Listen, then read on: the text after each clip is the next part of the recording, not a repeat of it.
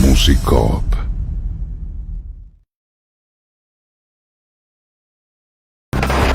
CLG. Musicop. Tu primera FM en el sur de Chile y la segunda en el país. Purranque FM, una comuna en sintonía. CLG Radio, la casa donde viven los clásicos. Canal 21, televisión por cable y Noticiario Sur. Son medios de comunicación de CLG Multimedios. CLG Multimedios. Búscanos en redes sociales, descarga la app y llévanos a todas partes. CLG. Hoy más que nunca, fiel a su estilo musical. Musicop, en otoño. Radio Musicop, 96.5 FM Osorno. Y Radio Purranque, 104.1 FM Purranque. Presentamos Hablemos Legalmente. Aquí las cosas son como son y no con barnices ni matices. Hablemos Legalmente, un espacio de Baquedano y Claret Abogados, Centro Jurídico Osorno y Dharma Producciones. Hablemos Legalmente, con la conducción de los abogados José Manuel Baquedano, Juan Carlos Claret, Felipe Jordán y Rodrigo Vera Lama. Bienvenidos. Somos campesinos de la raza del troquel. Hola, muy buenas tardes a todos nuestros queridos auditores y auditoras que todos los miércoles nos siguen en este espacio de conversación y análisis jurídico. Somos Hablemos Legalmente. José Manuel Baquedano les saluda y esta tarde me va a acompañar como panelista mi estimado colega y amigo Rodrigo Veralama, el jurista insigne de la región del Ñuble de Chillán, que dicho sea de paso, Rodrigo, toda la fuerza por el temporal ahí para resistirlo en forma adecuada, ya que está haciendo lamentablemente estragos en la octava región del Biobío, y Ñuble no escapa tampoco. Antes que salude a Rodrigo, vamos a excusar brevemente a Felipe Jordán y a Juan Carlos Claret, que por motivos laborales no nos pueden acompañar esta tarde, pero esperamos con mi colega Rodrigo estar a la altura de su requerimiento en este programa de hoy día, miércoles 12 de junio 2024, siguiendo la doctrina de Felipe Jordán. Ahora sí, ¿qué tal, Rodrigo? ¿Cómo estamos? Hola. ¿Cómo se escucha por allá el audio? Estamos... Fuerte y claro. Claro. Loud and clear. Estamos acá en Ñuble, como todos los inviernos del último tiempo, con agua, unos vientos tremendos, río atmosférico, pero aquí, claro, no, quizás no es tan crítico como para el lado un poco más al norte, porque igual es una zona que tiene harto campo, pero sí, hay inundaciones, hay calle anegada, y obviamente tampoco tenemos la habitualidad quizás que puede tener, no sé, en Osorno, la región de los lagos, de los ríos, para recibir agua y lluvia. Entonces estamos ahí como en un lugar intermedio, pero la gente de Chillán, de alguna manera, ya acostumbrada. El año pasado se cayó el techo de un centro comercial acá, producto de un río atmosférico, que más que río ya parecía lago atmosférico, océano atmosférico. Y claro, es así, la lluvia, en este caso, otras veces bajo cero, después en verano el calor, cerca de los 40 grados, incendios forestales, es la tónica de Ñuble, digamos. Invierno y verano, sí. O sea, todavía no hay invierno, de hecho. Y todavía no hay invierno, pues el 21 de julio. Falta un mes, más de un mes de otoño. Otoño que ha sido muy berraco, como dirían los amigos colombianos. Oye, en todo caso, a mí me llama mucho la atención que nuestras autoridades de turno, con esto no me refiero solamente al gobierno de don Gabriel Boric, sino que también a los pretéritos, sabiendo las características atmosféricas y climáticas de nuestro país y de los estragos que causan las lluvias, que suben el curso de los ríos y son los ríos los que al final del día dejan la escoba, como Concepción lo está viviendo en este minuto, y más que Concepción, un sector específico de la región del Biobío, que no me acuerdo ahora el nombre, que se derrumbó el río. Bueno, ¿cómo no precaver? ¿Cómo no precaver? La ministra Vallejo salió diciendo que también las personas debían saber y limpiar canaletas y limpiar techo y alcantarillas, que más que las personas naturales son de cargo de las municipalidades, el tema del alcantarillado, etcétera. Pero eso no justifica para nada este tema. Porque esto es una cosa que se repite, cíclica. Si sabemos que en el invierno queda una situación catastrófica. De hecho, como al gobierno del presidente Boric le gustan mucho los estados de excepción constitucional, curiosamente, fíjate, el proyecto de constitución auspiciado por el gobierno de Boric, el primero, el que fracasó por una amplia mayoría que votó rechazo, digamos, no contemplaba los estados de excepción. ¿Tú recuerdas, Rodrigo? No contemplaba los estados de excepción de la forma, el de emergencia en particular, que es el que más ha echado mano la administración Boric.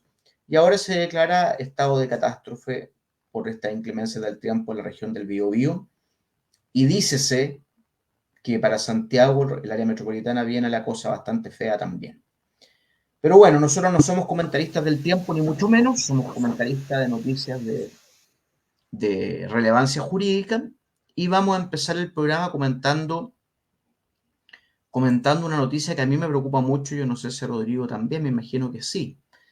Fíjense ustedes que en programas anteriores, los panelistas, independientes de quienes estén en el micrófono en ese momento, hemos comentado recurrentemente que este gobierno, y también Piñera en su parte final, está perdiendo el combate en contra del narcotráfico, del terrorismo, del crimen organizado.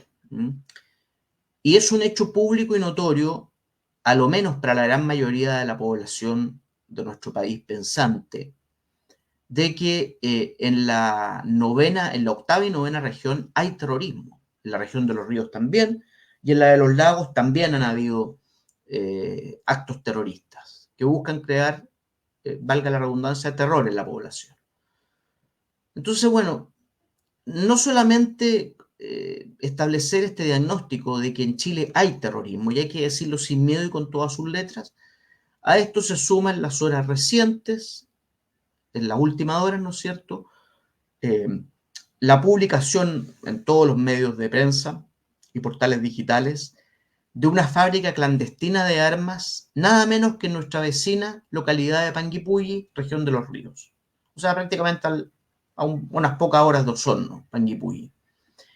Y aquí se logró incautar la PDI, el área de inteligencia de la PDI, por lo menos un allanamiento en el cual encontraron armas listas para ser empleadas y otras en proceso de ensamblaje, destacando 31 armazones de armas de fuego artesanal, 68 cañones estriados de pistola calibre 9 milímetros, 69 piezas metálicas de tipo empuñadura, una pistola de 9 milímetros con su cargador, 500 cartuchos de 9 milímetros, proyectil letal, más equipos de comunicación radial de diseño militar, inhibidores de señal radial y de telefonía móvil, un visor nocturno, vestimenta táctica, suministros de supervivencia y de primeros auxilios. También se encontró, estoy leyendo la información tal y como la publicó el portal de biobiochile.cl, estoy citando la fuente, que está a disposición de todos los auditores que quieran acceder a ella. Y dentro del inmueble señalado, según informa dicho medio, se encontró también abundante literatura mapuche, junto a una bandera y un cintillo utilizado por dicha etnia indígena. Hasta ahora no hay personas detenidas por este eventual hecho, pero el gobierno ya adelantó que va a interponer querella por ley de control de armas. Más allá entonces de lo que haga el gobierno con sus querellas por ley de control de armas, la pregunta que surge y que yo quisiera compartir con Rodrigo Vera, o le pregunto derechamente a Rodrigo, como ustedes saben, Rodrigo, además de abogado, es analista en inteligencia. ¿Qué crees tú, Rodrigo, o para qué, mejor dicho, crees tú que existe ese arsenal? ¿Qué se pretende con esto, digamos? ¿Cómo se logró, pese que se supone que es una persona la responsable, según dicen los medios? ¿Cuál era el fin de ese arsenal? ¿Qué forma y circunstancias deben estallar? Le doy la palabra. Sí. Mire, como primera cuestión, yo me acuerdo en mi año en la Fiscalía Militar, y probablemente usted también lo vio como fiscal militar, cuando se produjo el cambio de las autoridades fiscalizadoras, que normalmente las tenía el ejército, hasta el año 2000, 2009, 2008, 2009, por ahí, y pasaron del ejército a Carabineros. Carabineros empezó a hacer la pega que con su lógica de policía, que obviamente el ejército no tiene lógica de policía, entonces en ese sentido el ejército no fiscalizaba tanto, y Carabineros se puso a fiscalizar como loco, a hacer la pega que correspondía. Entonces iban a todos los domicilios, lugares que estaban registrados, qué sé yo, que tenían un arma inscrita, y les preguntaban dónde está su arma, ¿ya? Y ahí muchas veces la gente decía, mira, en realidad nosotros, qué sé yo, la cambié por un chancho, pero la gente no tenía idea, o qué sé yo, se me echó a perder y la boté, en fin, había todo un desorden, y eso pasaba a la Fiscalía Militar, cuando la Fiscalía Militar investigaba civiles. Bueno, y en esa dinámica, yo recuerdo haber visto en la zona de Malleco mucho armamento de fabricación artesanal, estaban las culatas de escopeta, máquinas para recargar cartuchos de los clubes de caza, una serie, o sea, siempre ha existido, digamos, ese talento, por decirlo de alguna manera, esa capacidad instalada de fabricar. Ahora, toda esa gente que nosotros nos tocaba ver, nunca vimos que esas personas, estoy hablando hace 15 años atrás, hayan tenido alguna vinculación con grupos subversivos, que hayan estado proveyendo de armas al crimen organizado, ni nada de eso, sino que era gente en los campos, tipos que hacían, qué sé yo, sus culatas de escopeta, y directamente fabricaban su escopeta, qué sé yo, les quedaban, de hecho, bien bonitas algunas, ¿no? Había talento. Pero era en ese contexto, ¿no? No era vinculado a criminalidad.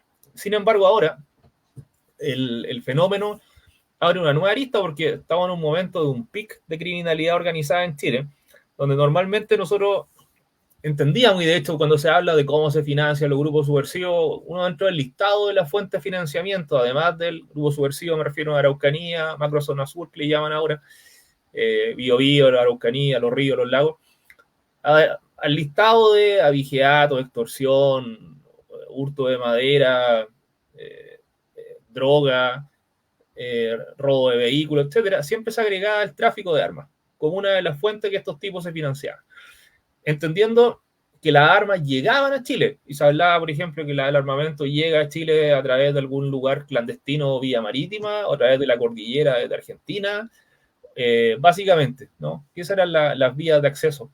Pero ahora se nos abre un nuevo escenario porque se está ya en la lógica de fabricación de armamento, que no es para salir a cazar.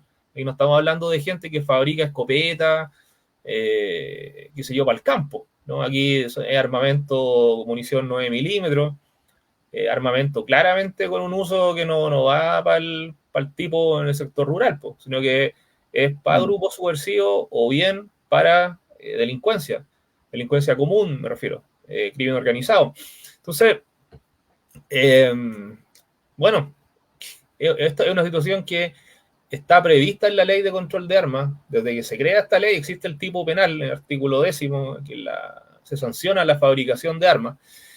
Pero más allá de eso, digamos, de que la figura penal exista,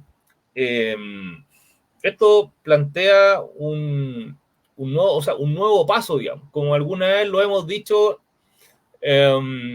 como más de alguna vez lo hemos dicho en realidad en este programa, la criminalidad organizada y los grupos subversivos nunca van a estar conformes o contentos y nunca van a decir hasta aquí llegamos. Es decir, siempre van a avanzar en intensidad y en extensión territorial. Por eso que, por ejemplo, cuando yo estaba en la zona, no había presencia de explosivos.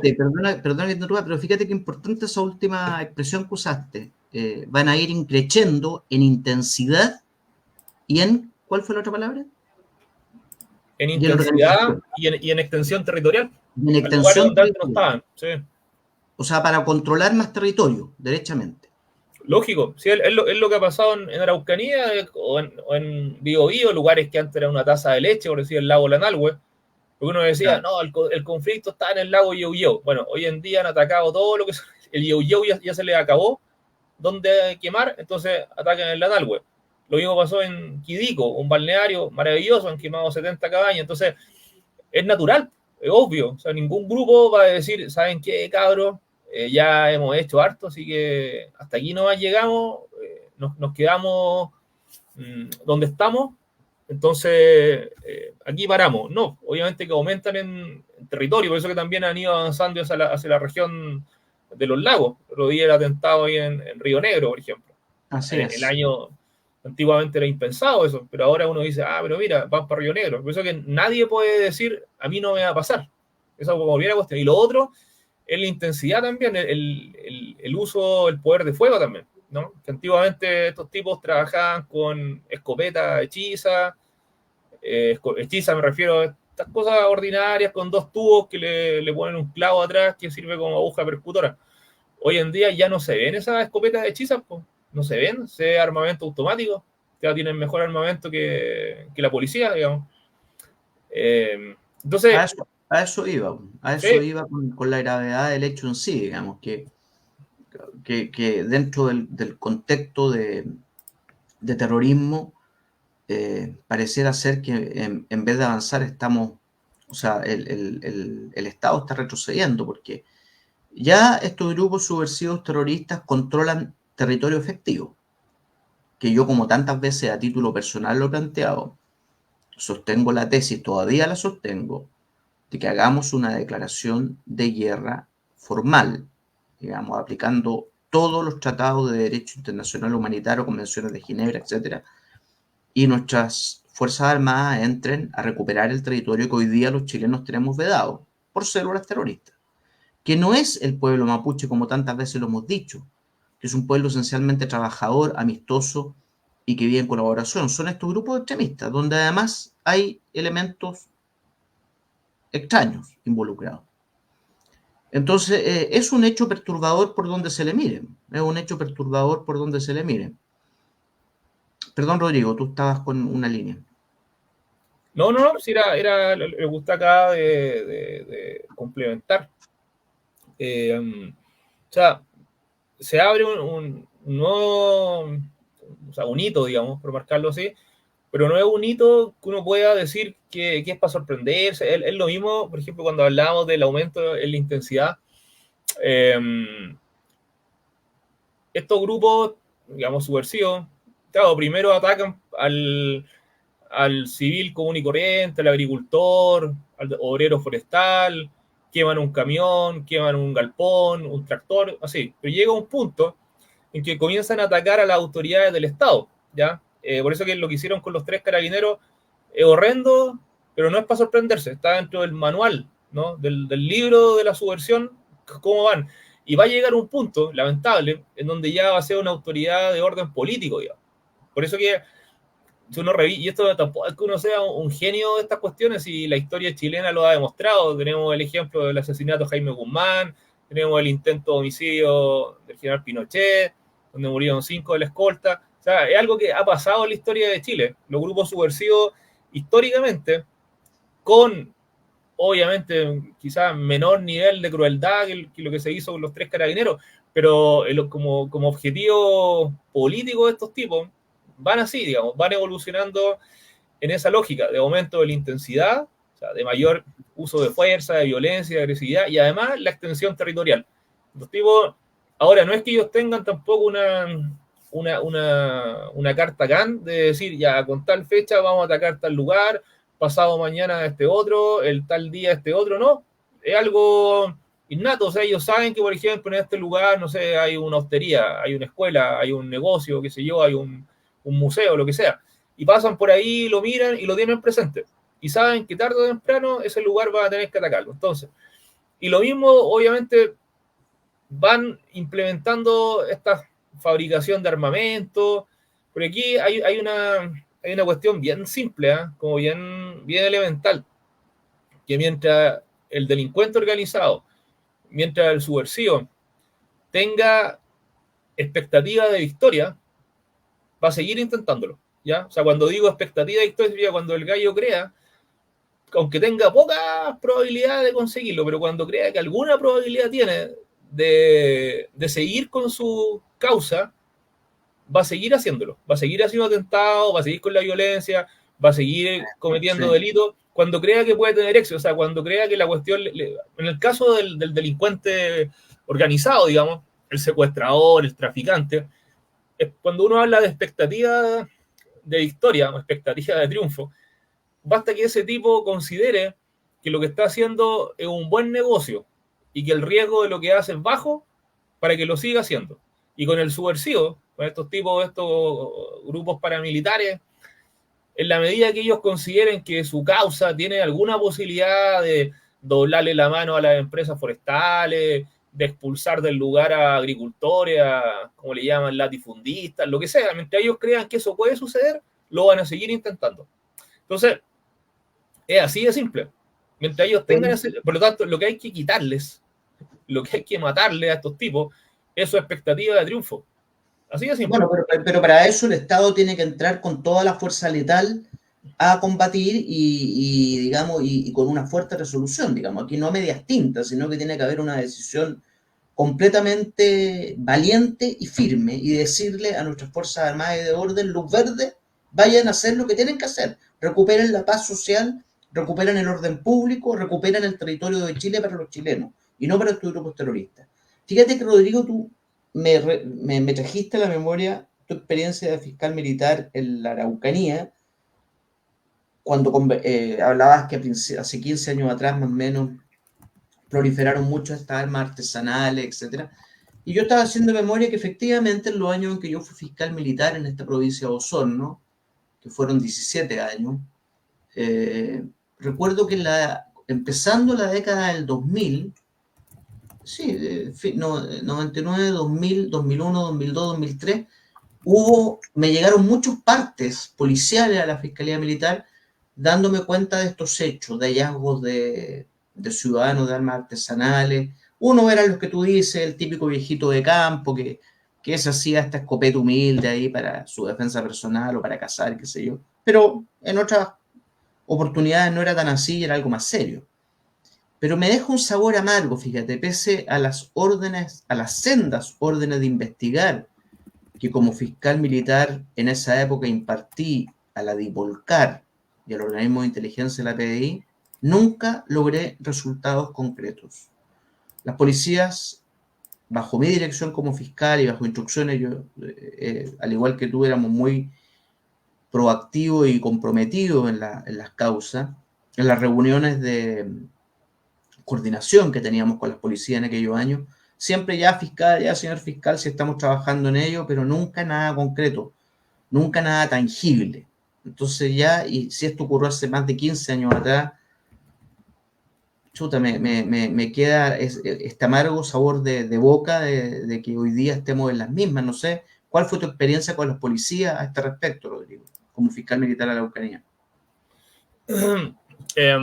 O sea, más allá nosotros, los casos complejos, digamos, muchos de esos también lo investigábamos directamente, ¿no? Utilizando, me refiero, sin trabajar con la policía, más allá de que algunos elementos técnicos de laboratorios, cuestiones así, sino que nosotros mismos muchas veces hacíamos el tema del monitoreo directo, conocíamos las escuchas telefónicas, cosas así, ¿no? Pero en ese momento histórico de Chile, en esa época, ¿no?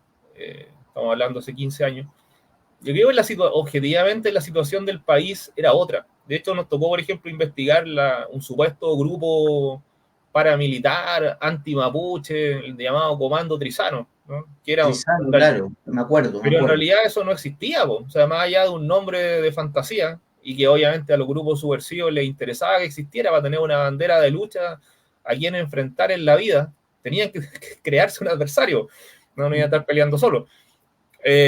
Y no existía, pues nosotros hicimos todo tipo de diligencia investigativa y no existía. Entonces, yo creo que objetivamente el país era otro desde el punto de vista de criminalidad. Y todos estos grupos subversivos que están hoy en día, era lo mismo. O sea, en esa época, por ejemplo, era impensado que fueran a quemar una iglesia, un templo, ¿no? O sea, no estaba fuera, es lo mismo que con los antiguos grupos subversivos en Chile, en los años 80, el Frente Patriótico, Manuel Rodríguez, Lautaro, lo mismo. O sea, ellos, sus objetivos eran claros, no iban a andar ni quemando el metro, ni quemando un templo católico, evangélico, lo que fuera, que es lo que sí pasa ahora, digamos. Habían ciertos códigos.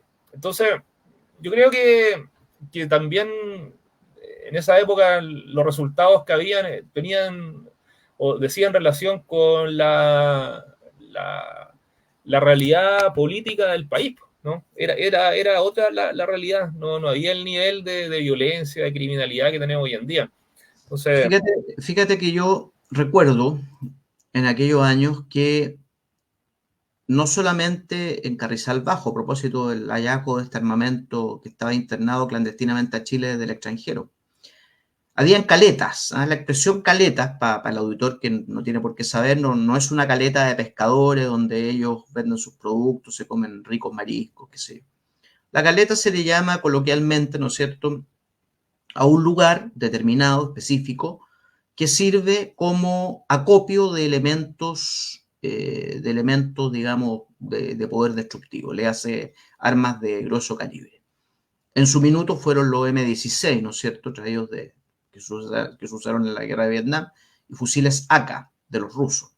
Entonces, a lo mejor sería interesante en este orden lógico de cómo actúan estos grupos subversivos, que las policías, que son dirigidas por un fiscal del Ministerio Público, y que lamentablemente, fíjate aquí, valga la reflexión, los fiscales del Ministerio Público en esto son bastante vírgenes, y son bastante vírgenes porque, a diferencia de los fiscales militares, sin establecer ninguna comparación odiosa, su experiencia en esto es bastante más pobre, bastante más débil.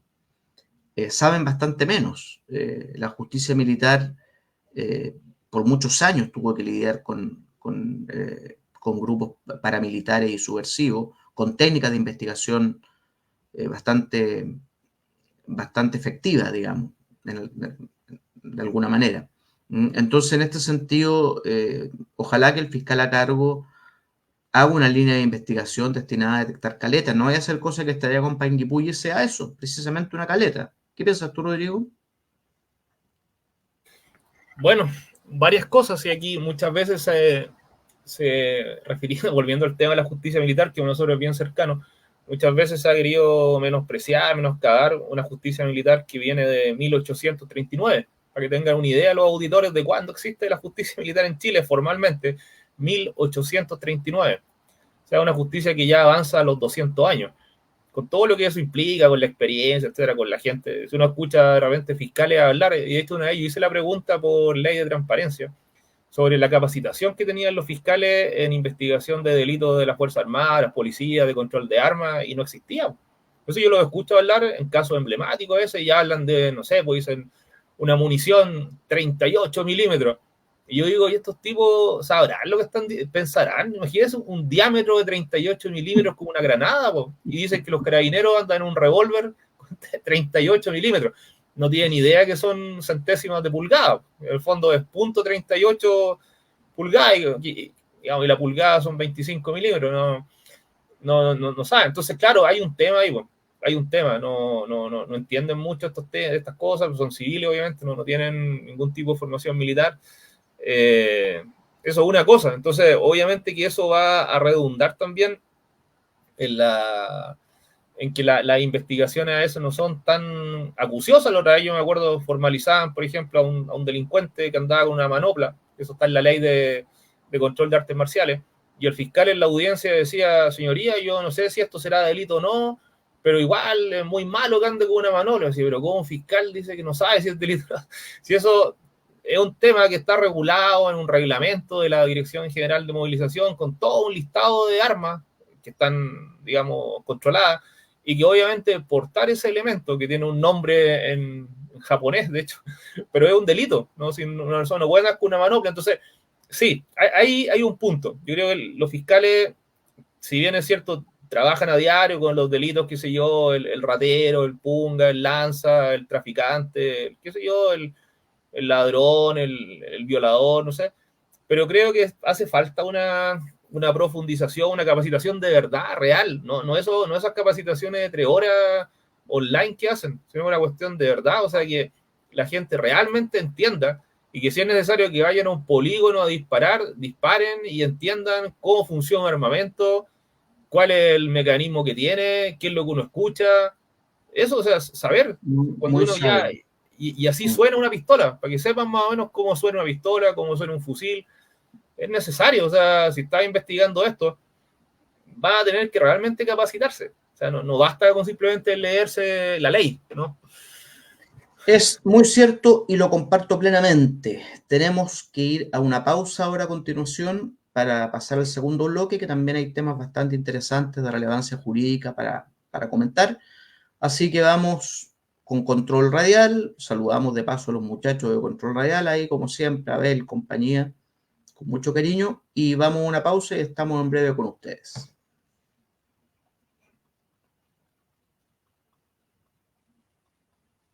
Vamos a pausa, chiquillos. Se quedaron tomando café ahí.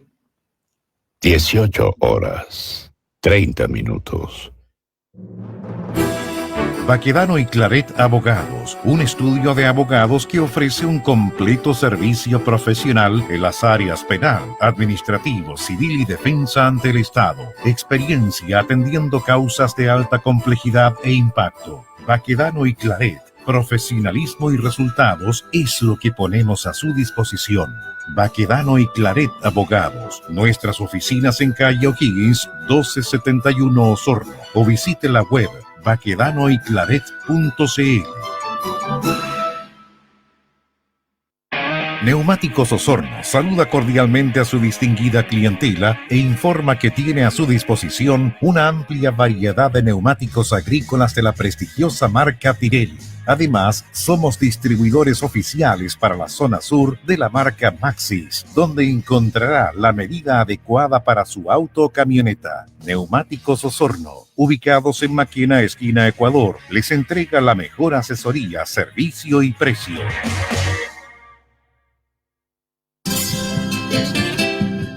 Loncomilla, Ingeniería Industrial. Cuenta con un sólido equipo de ingenieros y técnicos al servicio de los clientes más exigentes del sur de nuestro país. Servicio de mantención industrial en plantas de procesos productivos. Contamos con tecnología de alineación láser de ejes y poleas para un perfecto montaje de equipos complejos y maquinaria industrial. Además de contar con servicio de maestranza y tornería mecánica. Visítanos en Guillermo Mata 507 o en Santa María 1685 en la ciudad de Osorno. Conoce nuestro trabajo en redes sociales, Facebook, Instagram, LinkedIn o en www.bobinadosloncomilla.cl. Comunícate con nosotros a contacto@bobinadosloncomilla.cl o al fono 642-243505, 642-235100.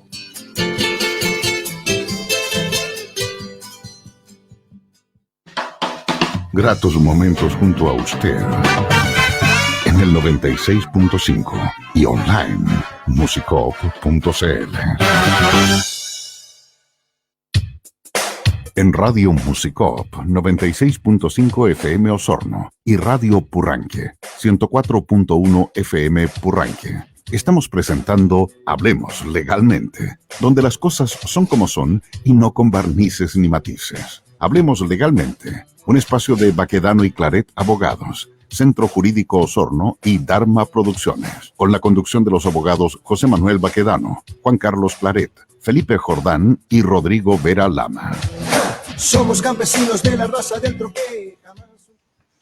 Bien, estamos de vuelta ya en este segundo bloque y vamos a tocar a continuación un tema también bastante, saliendo un poco de la línea del terrorismo, muy preocupante por cierto, pero un tema que ha hecho noticia en las últimas horas también en todos los medios radiales y digitales del país y que involucra nada menos que al exministro de Defensa de Sebastián Piñera, Mario Desbordes, y lo involucra con operaciones de lobby ilegal, o sea, presuntamente de lobby ilegal, para que una ministra de la Corte Suprema fuera nombrada en tan importante cargo. Me refiero a la ministra María Teresa Letelier. Y esto solicitud vía WhatsApp del exministro de la Corte de Apelaciones de Copiapó, Juan Antonio Poblete, quien es investigado por presuntamente intervenir ilegalmente en el nombramiento de la ministra de la Corte Suprema, que acabo de decir, la señora Letelier, que dicho sea de paso debe resolver la competencia del denominado caso con criptos de Putre. Fíjate que este es un caso que no deja de llamar la atención porque, por una parte, deja en evidencia una práctica bastante común en Chile, que es el lobby, que pese a estar regulado por ley, con requisitos muy drásticos, muy exigentes, que requiere en aras a la transparencia, valga la redundancia también, transparentar el lobby, que oficinas de lobistas, como lo era el abogado Hermosilla, ¿no es cierto?, tristemente célebre, pueden legalmente y legítimamente hacer, pero regulado. Pero aquí estamos hablando de un lobby legal. Un ministro de la Corte de Apelaciones, de una Corte de Apelaciones en el país, llama al ministro Desbordes, le dice, oye, viejito, mira, nos conocemos aquí y allá, sería muy útil ahí, muy bueno que la ministra Letelier asumiera como ministra de la Corte Suprema, que es una práctica que para qué nos hacemos los lesos también, porque aquí, como dice nuestro refrán, aquí las cosas se dicen con su nombre sin barnices ni matices. Esto del lobby opera para todo, opera para el nombramiento de notarios, de conservadores, de ministros, de jueces. Siempre está este peso de la noche que decía el ministro Diego Portales. Estas prácticas malas, pero que se siguen haciendo nada más. Pues ahora le tocó a Desbordes, que desde su paso, digamos, él pega el golpe de vuelta, ¿no es cierto? Y según el portal de radiocooperativa.cl, dice, me consta y demostraré que la fiscal Chong, Jimena Chong, que se sabe que es bastante de un color político bastante progresista, hizo gestiones, dice, para que el Instituto Nacional de Derechos Humanos se querellara en mi contra. Es decir, aquí Mario Desbordes acusa a la fiscal Jimena Chong de haber hecho presión para que el Instituto de Derechos Humanos se querellara en su contra. ¿Qué te parece esta saga de eventos, mi querido Rodrigo? Es la película que hemos visto una infinidad de veces ya, siempre la misma historia. Aparece un periodista, un reportero, de esos que ya van quedando pocos, que tiene buenas fuentes de información. En este caso, accede al contenido de la carpeta de investigación, puede saber las transcripciones, ¿cierto? ¿Qué es lo que se encontró en el teléfono de este ministro? La otra vez, hace poquito habíamos visto la película parecida con Hermosilla. Entonces, este medio de comunicación, que es CIPER, este periodista de CIPER, obviamente, se consigue toda la información y la va soltando de a poco para tener material para estos días. No la va a tirar todo el mismo día, sino que va de a poquito, por goteo. Inteligente. Ahí. Entonces, la gente dice, oh, mira, salió esto de la conversación con Desbordes. Después, a la semana siguiente, oh, mira, el nombramiento de los notarios. Ahora aparece, oh, viste los espinas. Pero en realidad, la información es un paquete completo que este periodista tiene y que lo va soltando de a poco, lógico, ¿no? Si es natural esa técnica que utiliza. Pero, y como en la misma película de siempre, la gente juega a hacerse el sorprendido, a decir, oh, mira, y algunos comentan, querellas para allá, querellas para acá, habla algún político, pero al final del día no pasa nada. O sea, son cachetadas de payaso, igual que los circos, cuando los payasos se pegan y no les duele, no les duele ni quedan lesionados. Son cachetadas de payaso, no pasa nada, cero. No, en Chile no se hace la responsabilidad ni política, ni administrativa, de ninguno de todos estos personajes que aparecen involucrados. De repente, por ahí ya un tema aislado, cuando fue el de investigaciones, que estuvo no sé cuántos días detenido, en prisión preventiva, el jefe, el director de investigación, pero que dentro de todo, o sea, si uno analiza la verdadera estructura del poder en Chile, ese hombre el cargo que él tiene no pesa. Cuando uno habla del verdadero poder, digo, ¿no? Cuando hablo de poder, no estoy hablando de los poderes del Estado, qué sé yo, poderes, y también de los poderes económicos. Entonces, esos poderes no son tocados. Entonces, que le haya costado el cargo al de investigaciones, en realidad no dice mucho, digamos. Era para decir que llegó alguien, pues uno dice también, en el caso Hermosilla, ¿no? Tú aludías ahí que la cabeza de Monsalve hubiese sido algo más correcto. No, pero si aquí aparecían personas involucradas en poderes del Estado, nombramiento, tráfico de influencia y todo esto, bueno, ¿Qué es lo que sucede con eso, digamos, desde el punto de vista de la responsabilidad? ¿Qué es lo que dice la Constitución? Pero no, si no va a pasar nada, no, esto es, como digo, son Cachetadas de simplemente payaso. cachetadas de payaso, sí, eso es, po. Eso es, Ah, por eso que yo ya muchas veces uno ve el titular de esto y como que leer el contenido es como no sé, po, como leer pero vamos, pongámonos un cuántos milímetros de poquito, agua han caído, po. mochati para otras cosas, un criterio así, un estándar doctoral.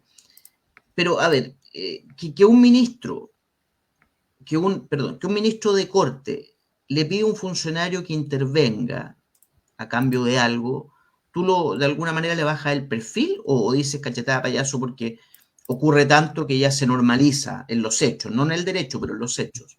No, sí, es grave, es gravísimo. Yo cuando digo cachetadas de payaso me refiero las voces que aparecen criticando, porque, a ver, seamos claros, si aquí en Chile tenemos una constitución y tenemos equilibrio entre los poderes del Estado. Cuando se diseñó la constitución del 80, y eso no se ha modificado, viene en su estructura original, se diseña con tres poderes, ejecutivo, legislativo y judicial, y organismos autónomos que son la Contraloría, más adelante se agregó el Ministerio Público, etc., Banco Central, qué sé yo, pero los tres poderes. Y hay un equilibrio, es decir, cuando, por ejemplo, en este caso que aparecen jueces mencionados, cuando el ministro de Corte de Apelaciones, de Corte Suprema, incurren en faltas, o sea, cuando dejan de hacer las cosas bien, uno dice, ¿y en Chile eso tiene alguna regulación? Claro que la tiene, está en la Constitución, que es la acusación constitucional, ¿ya?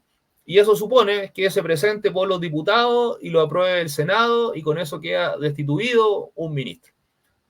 ¿Alguna vez, digo, en los últimos años, han destituido algún ministro con todas las cuestiones que han pasado en Chile? No, en nadie. Y eso no va a suceder tampoco porque los políticos, los que tienen que votar esto, están tan divididos, están tan polarizados, que no se van a poner nunca de acuerdo para conseguir los votos. Entonces, da lo mismo lo que haga ese ministro, lo que haga, qué sé yo, el juez, quien sea. No hay piso político para hacer efectivo este control que establece la misma Constitución, ¿no? Porque al revés, cuando es un diputado o un senador el que se mete en un problema, claro, se hace efectiva su responsabilidad, qué sé yo, lo tienen que desaforar, etcétera. Y el Poder Judicial lo hace. O cuando hay que sacar a un ministro de Estado, también está la acusación constitucional, ahí se han conseguido los votos. Pero con el Poder Judicial pasa este otro problema. Entonces, siempre vamos a estar escuchando esta cuestión de los jueces y al final no va a suceder nada y los jueces van a seguir ahí. Y esa es la realidad nomás, pues si tampoco hay que bajonearse, deprimirse. Es la realidad que tenemos y lamentablemente si sé que eso no lo voy a poder cambiar. Estoy frito, pues tengo que acostumbrarme a navegar en esa agua nomás, pues. Fíjate que Desbordes también arremete, o sea, el partido de Desbordes, que es Renovación Nacional, acusa derechamente al Partido Comunista de orquestar toda esta operación de desprestigio con el fin de perjudicar su candidatura de alcalde por Santiago, donde se sabe que Desbordes va a ir a la competencia, digamos, y específicamente a la actual alcaldesa que es de la tienda comunista, ¿no es cierto?, la señora Hasler. Y pidió además un pronunciamiento a la Contraloría para que se establezca si han habido uso de recursos públicos mal hechos para hacer este tipo de indagaciones, concretamente apuntando, ¿no es cierto?, a las presiones de fiscales, específicamente la fiscal Chong, que filtró un informe de la PDI CIPER. O sea, dice, la fiscal Chong filtró, grave, que un fiscal, si es así es muy grave, que un fiscal del Ministerio Público filtre información que le hacen llegar las policías, que por ende son confidenciales y secretas, y la filtra CIPER o cualquier otro medio, es grave. Y dice, y luego, no solamente la fiscal Chong filtra CIPER, sino que también presiona al Instituto de Derechos Humanos para que intervenga con una querella en su contra, según Desbordes, transgrediendo su propia ley orgánica. ¿Qué te parece eso, Rodrigo? Yo creo que, a ver, Desbordes, un abogado de la Universidad de República, que se tituló ya a una edad relativamente avanzada, parece que Fue no oficial de entiende. Carabineros, ¿ah? Sí, como subteniente, teniente, creo, en los años 80 y principios de los 90, cuando estaba el sistema antiguo, digamos, de los juzgados del crimen. Desbordes no entiende cómo funciona el sistema penal. Yo, además, más que abogado, en realidad, no sé si alguna vez, no, bueno, creo que nunca he trabajado de abogado en el área penal, pues no, se tituló ya mayor, digamos. Siempre ha Sí, se estado en tituló y se dedicó a la política. política. Sí, él no entiende cómo funciona esto.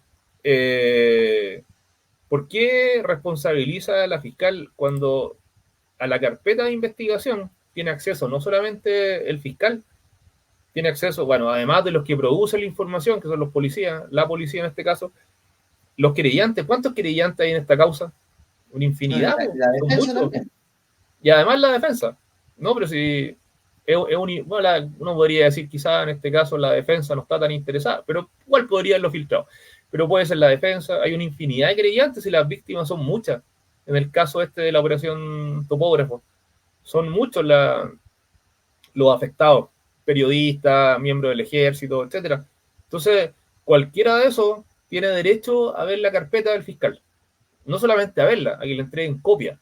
La copia, el archivo digital, PDF. Y viendo esa carpeta, perfectamente cualquiera de esas personas puede entregarla y no comete además ningún delito. Sí, porque al no ser empleados públicos, no cometen violación de secreto, sino que el delito lo cometen los empleados públicos. O en algunos casos, cuando son delitos de ley de droga o ley de lavado de activos, claro, uno podría hablar de que hay una reserva especial.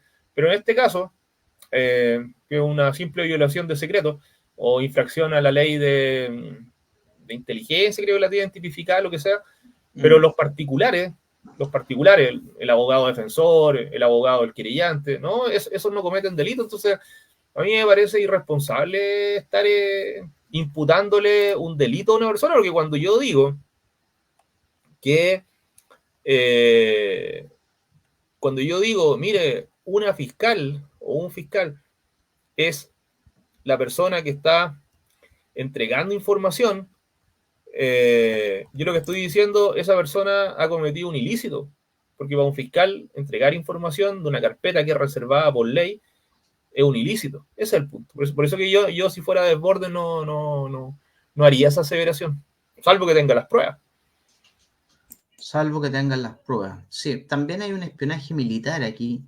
Esto del espionaje, digamos, telefónico, lamentablemente, la operación Topógrafo, como bien decías tú, donde se ordenó hace poco la libertad del ex juez, que está imputado por intercepción telefónica, donde también ahí está involucrado el exministro Arangui. Bueno, la cosa está en que es compleja la realidad que en los últimos años ha vivido el país en esta materia de probidad, porque todo, al final del día, todo esto se traduce en una sola cosa: probidad administrativa, que en la academia, digamos, en las escuelas de derecho, de ciencias políticas, se habla tanto de esto de la probidad administrativa, entendiendo como anteponer el interés general al particular, pero la verdad es que en los hechos de probidad administrativa es bastante poco. Es decir, aquí yo voy a hacer un binomio: probidad administrativa y debido proceso, que van muy de la mano, y que por experiencia profesional, como abogado dedicado a asuntos de orden penal y de derecho administrativo sancionatorio, he tenido oportunidad de constatar por mis propios sentidos que las autoridades que incoan sumarios administrativos, especialmente en las Fuerzas Armadas, este tema del debido proceso, de la objetividad, del principio de objetividad, de imparcialidad, de valoración y ponderación de las pruebas, la verdad de las cosas es que deja mucho que desear, porque confunden el hecho de que muchas veces en este tipo de situaciones sancionatorias la ley les otorga discrecionalidad para apreciar las pruebas, pero esta discrecionalidad se asemeja más bien al capricho de la autoridad administrativa que está conociendo un sumario, y no a este principio de razón, de racionalidad, de motivación de las pruebas de un acto administrativo para lograr un resultado. Entonces, la verdad es que yo soy un hombre positivo y optimista, y muchas veces me rebelo en contra de Rodrigo Vera, que tiene una visión más negativa de la realidad nacional.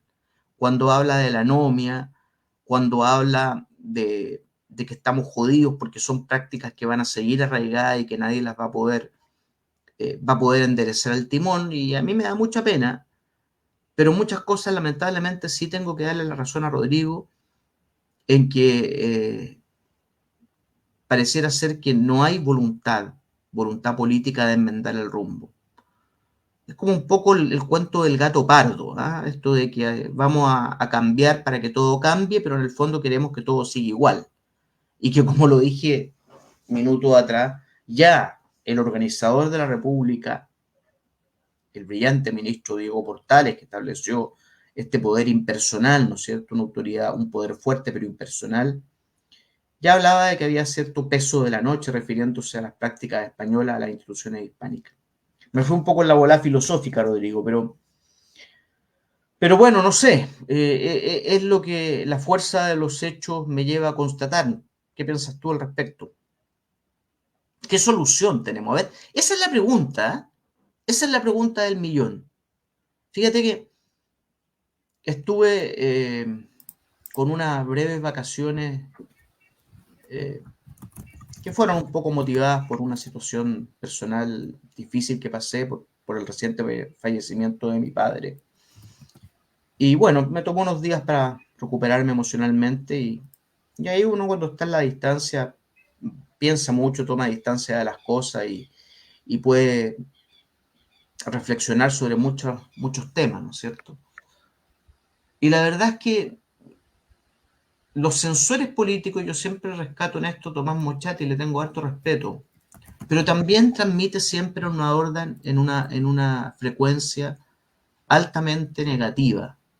En tu misma línea, Rodrigo, yo creo que Mochati y tú tienen el común denominador, ambos con sus particulares estilos, experiencias, currículum, etcétera, pero tienen el particular denominador común de que ambos son totalmente negativos en la evaluación de la sociedad chilena y de su gobierno y de sus instituciones.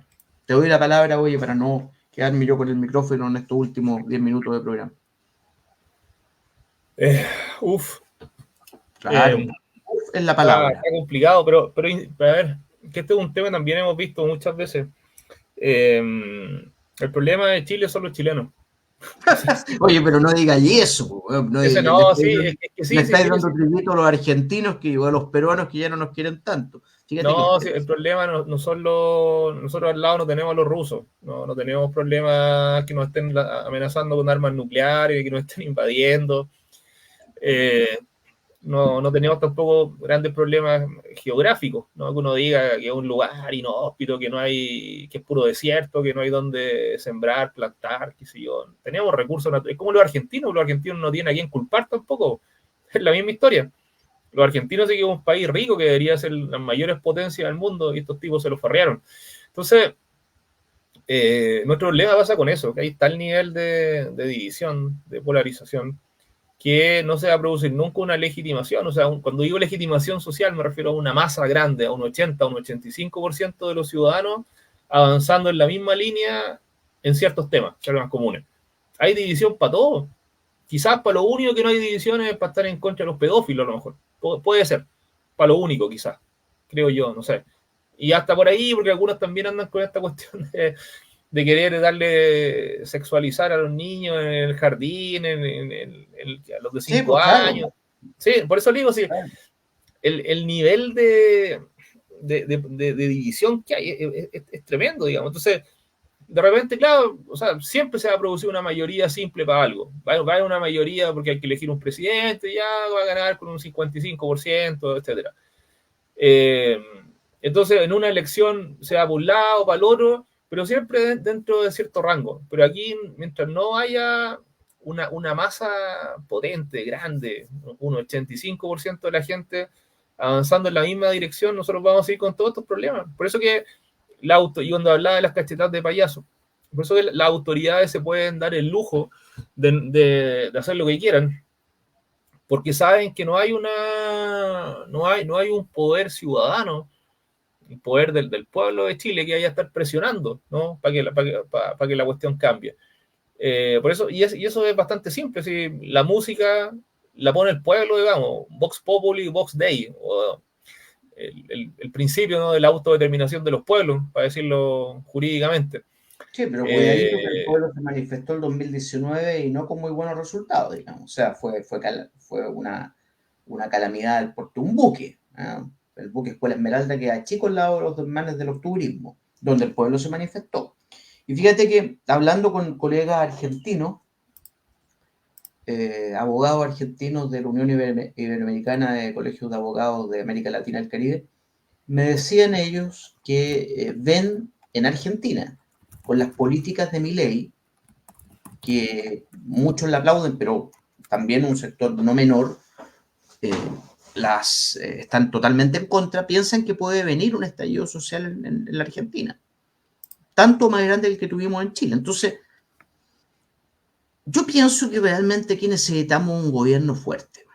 Yo soy portaliano en eso, ¿no? Yo creo que un poder fuerte, democrático, eso sí, controlado, con un check and balance, ¿ah? Que haya un control como constitucional como debe ser, pero fuerte, ordenaría bastante la casa.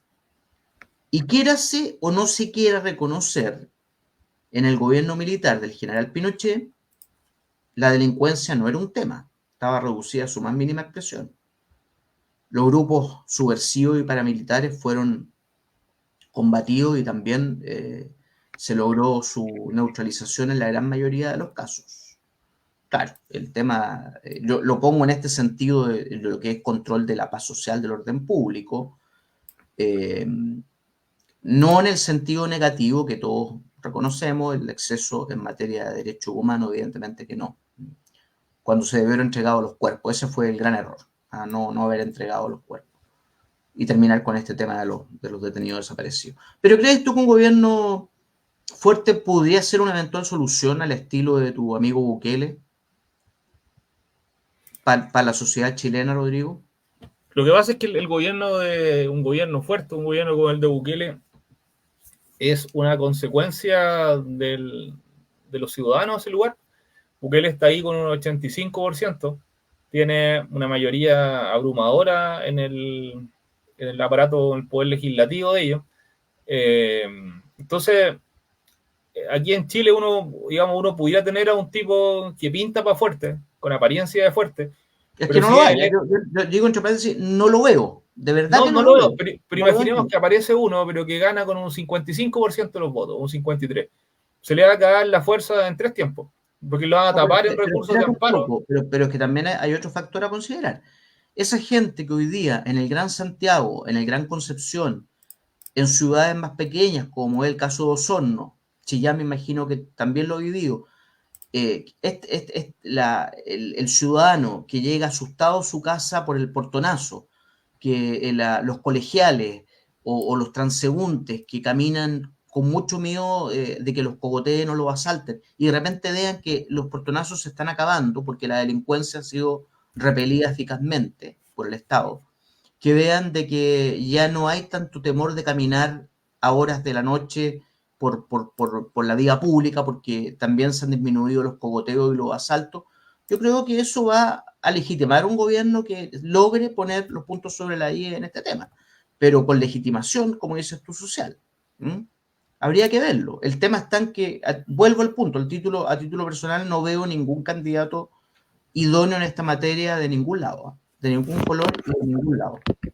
Lo que sucede es que en El Salvador, digamos, el poder ejecutivo, el presidente, la virtud que tuvo, más allá de ser una persona dura, digamos, fuerte, es que él logró motivar a la ciudadanía para que a su vez la ciudadanía lo legitimara a él. Digamos, esa es la gracia, porque normalmente en la ciudadanía, la persona común y corriente, no se va a motivar solo, no se va a organizar solo, no va a salir a exigir algo solo por la suya. Es difícil que eso ocurra. Necesita un agitador, ¿no? Un motivador. Y eso es lo que hizo Bukele. Bukele logró agitar la masa al pueblo, digamos, no a la clase política, sino que al pueblo. Su objetivo era el pueblo y logró que el pueblo lo legitimara a él. Esa fue más o menos lo que se hizo. Entonces, en Chile, yo no he visto, por ejemplo, ningún político haciendo eso. No trabajan con esa estrategia, ¿no? Yo no he visto ningún político, me refiero... Y no lo vas a ver tampoco, no lo vas a ver tampoco porque están anclados a la lógica de los partidos, de los coteos, de todas las negociaciones tras bambalinas, digamos. Así que no lo vas a ver, ¿no? Ni incluso en los partidos, digamos, que se suele decir extrema derecha, extrema izquierda, republicanos, en fin.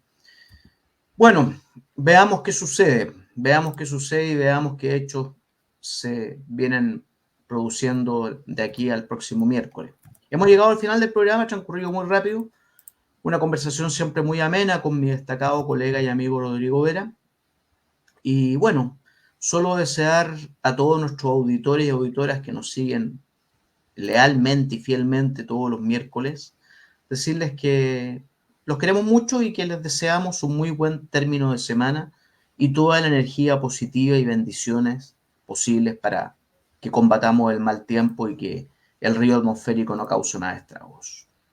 Eso por mi parte, nos vemos el próximo miércoles. Rodrigo. Un abrazo y nos reencontramos. Nos reencontramos. En Radio Musicop 96.5 FM Osorno y Radio Purranque 104.1 FM Purranque hemos presentado Hablemos Legalmente. Aquí las cosas son como son y no con barnices ni matices. Hablemos Legalmente, un espacio de Baquedano y Claret Abogados, Centro Jurídico Osorno y Dharma Producciones, con la conducción de los abogados José Manuel Baquedano, Juan Carlos Claret, Felipe Jordán y Rodrigo Vera Lama. Hablemos Legalmente, disponible en todas nuestras plataformas. Somos campesinos de la raza del troquel, jamás un